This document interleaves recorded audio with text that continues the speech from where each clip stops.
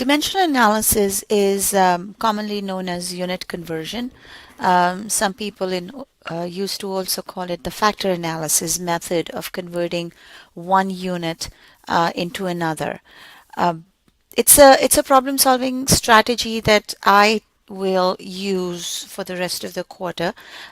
It is not the only way to solve these problems. I have to say that you may have a better way of understanding and solving these problems. Please do so. It's basically using ratios, and there are different ways of doing that. I will, of course, try and follow only one method through the whole course. Dimensional analysis is a problem-solving method that allows us to convert a unit of measurement into another unit of measurement of the same property. Let's say that the given unit is unit 1 and we need to convert that into unit 2.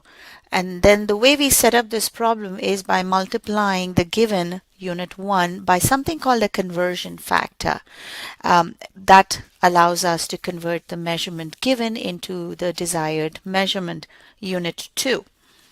The conversion factor is a ratio derived from the standard equality between the two units that we are converting between. For example, if you are converting between grams and pounds, then unit 1 is, let's say, grams and needs to be converted into pounds.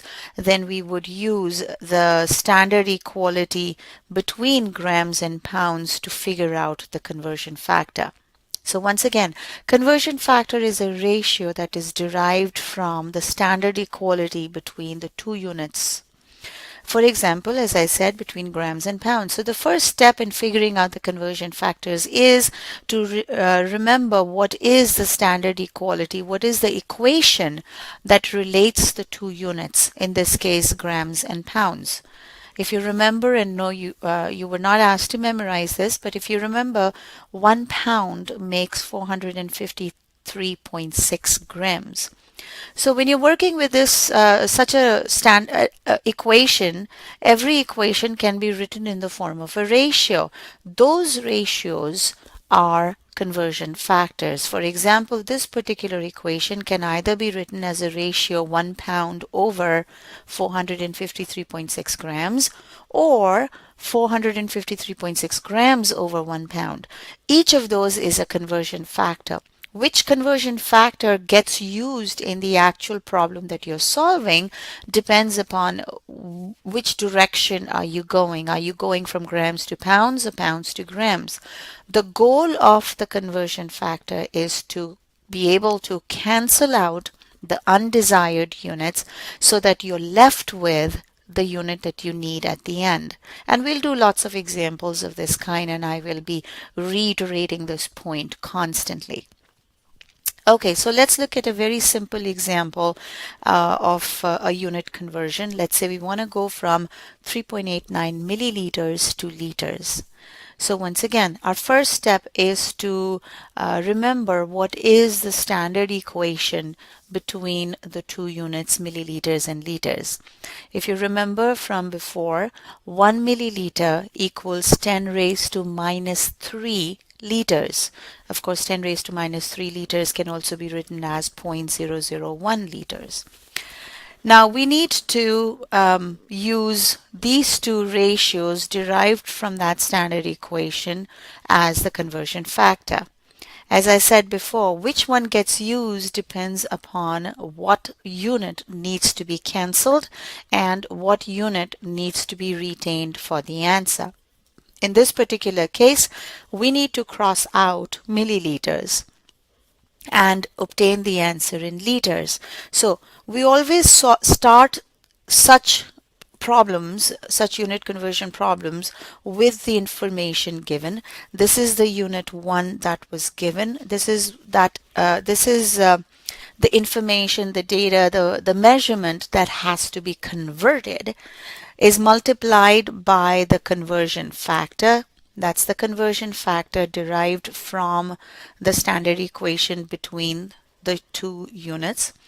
And by multiplying the unit 1 given measurement and the conversion factor with each other, we are left with the answer in unit 2.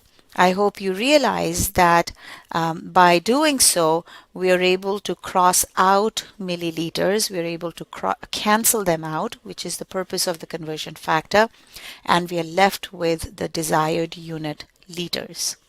So that is the strategy that we use in such problems. Here is another simple example. Oh, before I do that, the calculated answer must be in correct number of significant figures because you're dealing with measurements. Whenever you do that, you have to keep track of significant figures. Now, please remember from a previous session that if your calculations involve multiplication and division, then the final answer needs to be in as many significant figures as the measurement used in the calculations with the least number of significant figures. So we do have to keep that in mind. The final answer must account for that.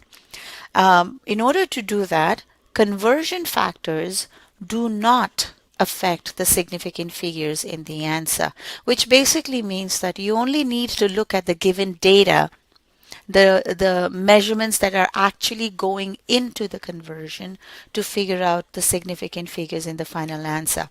Conversion factors do not affect the answer, the significant figures in the answer. Okay, so here's another example of converting miles to kilometers. Once again, unit 1 in this case, please recognize, is this is given to us. So this is what we call unit 1, and we need to convert miles into kilometers. So that is unit 2. In other words, we need a conversion factor between those, and that will come from the standard equation between miles and kilometers. 1 mile equals 1.609 kilometers. So we always start with, once again, we always start with the measurement given that needs to be converted. In this case, that measurement is 5.80 times 10 raised to 3 miles. That is then multiplied by the conversion factor, an appropriate conversion factor. An appropriate conversion factor is the one that allows you to cancel out, cross out the undesired units and be left with only the unit you want. So in this case, if you carry out the following calculation, we get the calculator answer as 9,332.2 kilometers. But that is not our final answer. Remember, we do have to make a final check to account for significant figures. So we do have to do that. Now, as I said before, conversion factors do not affect significant figures in the answer. It's only the measurements given that are used in the calculation. So if you look at the measurement given in the calculation, 5.80 times 10 raised to 3 miles, that is in 3 significant figures. Therefore, we need to round the given answer to 3 significant figures right there, which leads us to the final answer of 9,330 kilometers, which can of course also be written as a scientific notation, 9.33 times 10 raised to 3 kilometers. Either is okay. Okay, so let's try out one more example together, and then we'll solve more later.